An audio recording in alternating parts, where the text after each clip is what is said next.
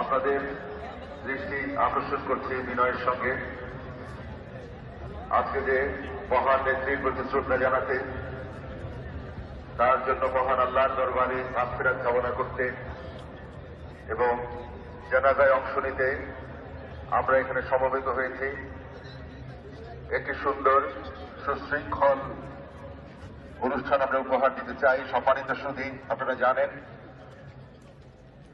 দেশ বিদেশের অনেক গণ্যমান্য ব্যক্তিবর্গ আজকে এখানে আসবেন এবং আপনাদের মতো ত্যাগী জনতা যারা এই মহান নেত্রীর প্রতি শ্রদ্ধা জানাতে এখানে এসেছেন, আমাদের সবার সম্মিলিত প্রয়াসে আজকে আমরা মহান আল্লাহর দরবারে তার মাগফিরাত কামনা করব।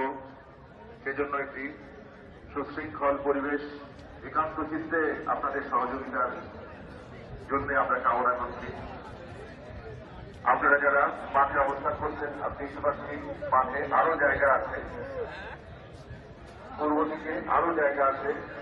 আপনাদেরকে বিভিন্নভাবে বলছি আপনারা পূর্ব দিকে চলে যান এবং সারিবদ্ধভাবে সেখানে অবস্থান করুন। উত্তর দিকে যাবেন না, শুধু মাঠেই অবস্থান করবেন। মাঠের উত্তর প্রান্ত সেখানে আমাদের সেনা সদস্যগণ আছেন, তাদেরকে ক্রস করবেন না দয়া করে। তাদের অনুরোধটুকু বা তারা যা বলে তা আপনারা মানার চেষ্টা করবেন শৃঙ্খলা বজায় থাকবে। মাঠ বিস্তীর্ণ, আপনারা মাঠ পূর্ণ করুন। মাঠ পূর্ণ করার পরে